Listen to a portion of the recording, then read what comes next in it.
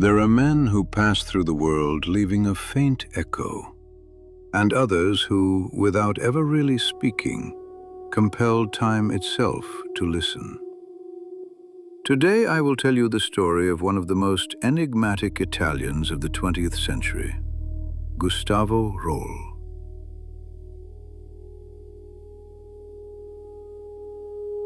A man who fascinated scientists, artists, and brilliant minds.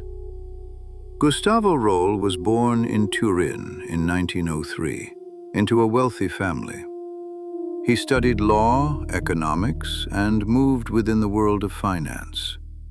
Elegant, reserved, cultured. A man like many others, at least at first glance. Yet those who met him sensed something more. He did not like to call himself a psychic. On the contrary, he rejected any label. He would simply say, "I have no powers, I have discovered a law." What law? A law that, it seems, no one has ever managed to prove. In his private evenings, always away from the spotlight, the impossible would happen. Paintings that changed their subject. Thought of numbers appearing on closed sheets of paper. Objects moving, disappearing, and reappearing in unexpected places, as if matter obeyed an invisible will. Clairvoyance, precognition, and even distant healing. Rol did not ask for money, nor did he seek fame. And often, after a demonstration, he would pause, as if weary. As if such effort came at a price. Was it all a trick? Or something that science still could not explain?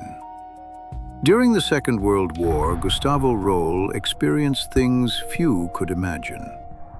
It is said that in 1942, when the war was becoming increasingly dramatic, he was summoned to Villa Torlonia to meet Benito Mussolini himself. The Duce wanted to meet him because rumors about Rol's extraordinary abilities, clairvoyance, precognition, and other uncommon insights, had reached his ears, and Mussolini wanted to verify the man's reputation personally. The Duce looked him in the eyes and asked, without beating around the bush, how the war was going. Rol hesitated for a moment, then replied frankly, "Duce, for me the war will be lost." Mussolini, struck and irritated by the answer, wanted to know more. There was a moment of silence. Then the Duce struck the table with his fist and dismissed him curtly. "We shall see. Now go." Rol recounted this episode without emphasis, but confided to friends that in that moment he had a clear vision of the dictator's end. April 28, 1945, the very day Mussolini was executed. On another occasion, Rol faced an even more extraordinary situation. A German officer, skeptical and suspicious, put him to the test with an apparently impossible question. "Tell me, what is inside the second drawer to the right of my desk in Germany?"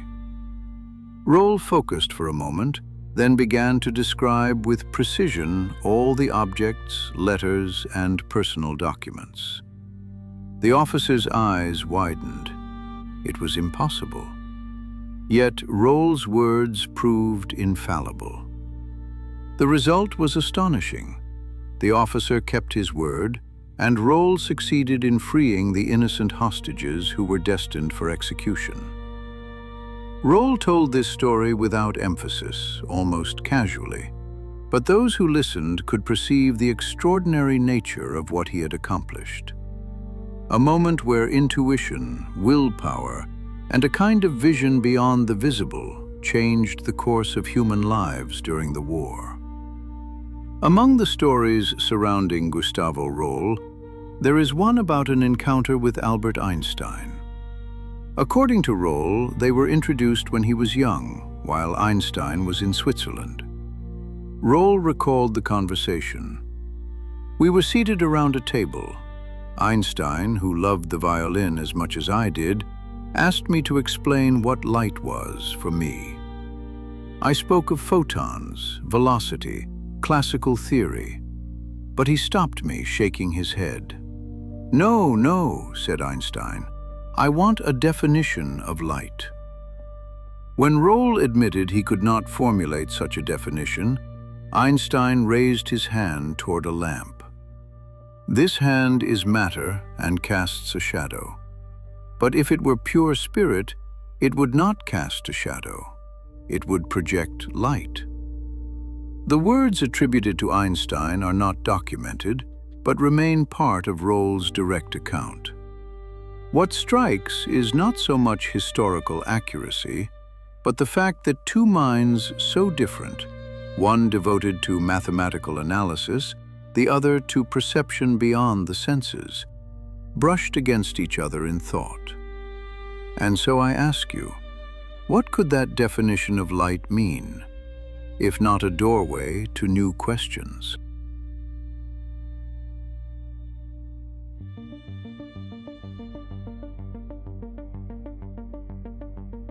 Another famous encounter was with Federico Fellini, the director of Dreams and the Unconscious.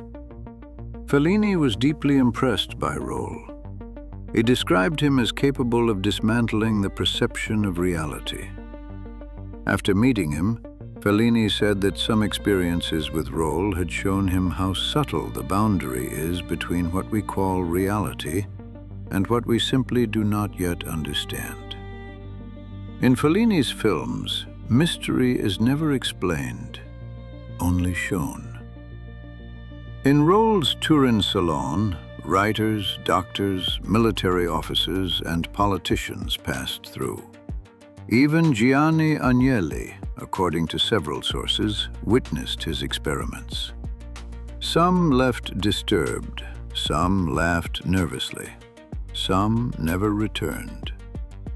Rol observed everyone in silence, sensing who was ready and who was not. For he never showed his phenomena to those seeking only spectacle. Many tried to explain Gustavo Rol: psychology, extraordinary memory, advanced illusion techniques. Yet, no explanation ever made complete sense. Rol spoke of vibrations, invisible colors, of a profound relationship between spirit and matter. He did not deny science, he simply said it was incomplete. And so I ask you, is it possible that some people can perceive what we do not see? Or are we facing one of the greatest enigmas of the human mind? Perhaps the most remarkable aspect of Gustavo Rol is that he did not want to convince anyone. He often said, "Those who have seen know. Those who have not seen need not believe." He left no spiritual heirs, no schools, no manuals, as if the mystery were meant to remain such. Gustavo Rol died in 1994. With him, the phenomena seemed to vanish. No definitive proof, no replicable experiment.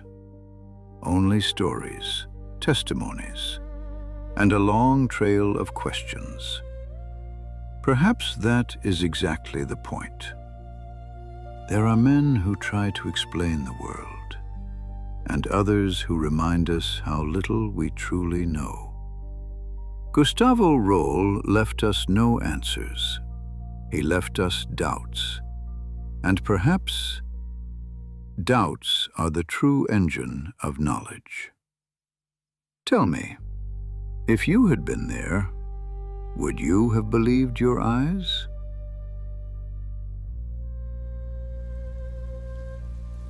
I am Armil. I continue to observe. And if you want, in the comments, tell me what you think. For mystery often begins with a question shared.